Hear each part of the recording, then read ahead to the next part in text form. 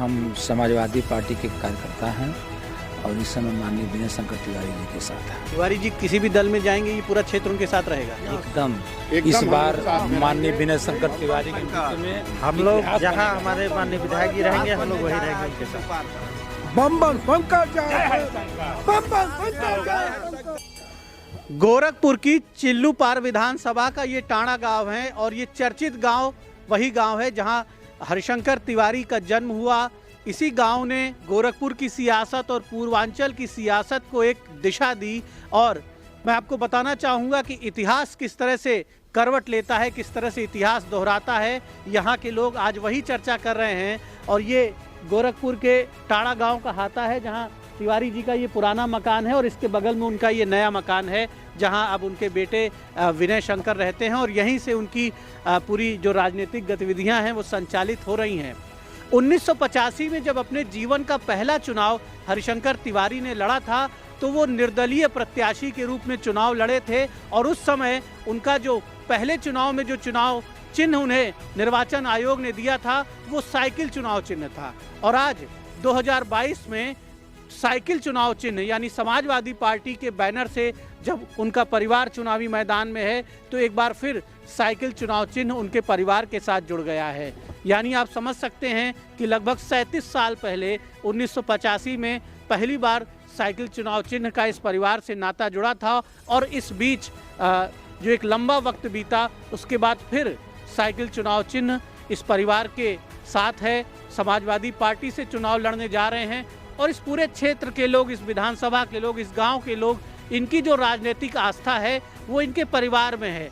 किसी भी दल से ये परिवार जुड़ता है तो इस क्षेत्र के पूरे लोग इस परिवार से, उसी दल से जुड़े रहते हैं और जिस दल का झंडा इस परिवार के हाथों में रहता है उसी दल का झंडा इस विधानसभा के इस क्षेत्र के लोगों के हाथों में रहता है। ये सारे लोग जो हैं इनमें सभी जातियों के लोग हैं।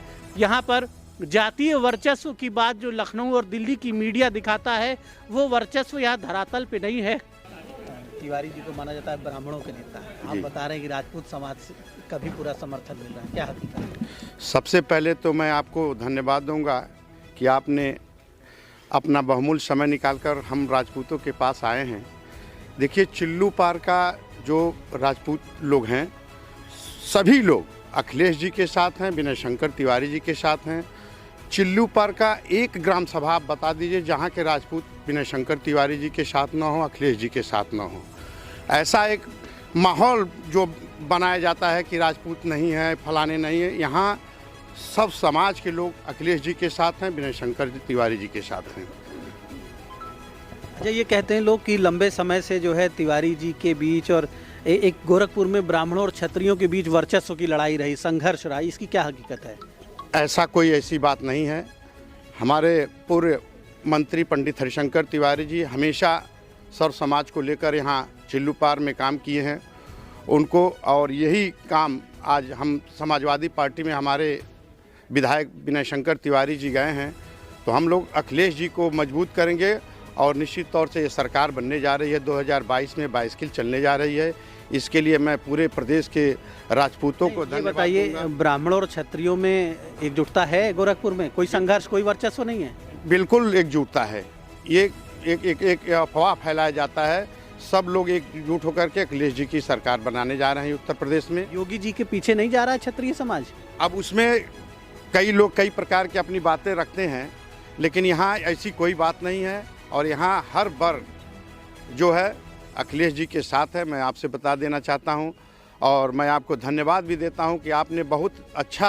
आप अखिलेश जी की नीतियों से प्रभावित हैं या तिवारी जी के परिवार के साथ हैं? मैं जहाँ हमारे प्रत्याशी जिस दल में गए हैं मैं उस नीतियों से प्रभावित हूँ। मैं अखिलेश जी से भी प्रभावित हूँ और विनय शंकर जी से भी प्रभावित हूँ और मैं निश्चित तौर से अखिलेश जी का जो विकास कार्य है उससे हम सभी युवा जो हैं प्रभावित हैं। आप लोग समाजवादी हैं या आप तिवारी जी के साथ? हम समाजवादी पार्टी के कार्यकर्ता हैं और इस समय माननीय विनय शंकर तिवारी जी के साथ हैं। तिवारी जी किसी भी दल में जाएंगे ये पूरा क्षेत्र उनके साथ रहेगा? एकदम इस बार माननीय विनय शंकर तिवारी के नेतृत्व में हम लोग जहां हमारे माननीय विधायक जी रहेंगे हम लोग वही रहेंगे उनके साथ। बम बम शंकर जय, बम बम शंकर जय। पिछले साल कई बार यहाँ पंडित हरिशंकर तिवारी जी ने लोकतांत्रिक कांग्रेस से चुनाव लड़ा, तो भी यहाँ की जनता ने उनको पूर्ण रूप से लड़ाया। 50,000 के लगभग पहुँचे। किसी भी दल में गए तो परचम लहराए दिए। और आज सपा में गए हैं तो पूरे प्रदेश में ब्राह्मण जय समाजवाद का नारा लगा रहा है। और उत्तर प्रदेश में ब्राह्मण समाज एकजुट होकर के उत्तर प्रदेश में साइकिल चलाने का काम करने जा रहा है। और 2022 में सरकार आने वाली है। जय समाजवाद, जय अखिलेश। बिना शंकर तिवारी जिंदाबाद, अखिलेश यादव जिंदाबाद, बिना शंकर तिवारी जिंदाबाद।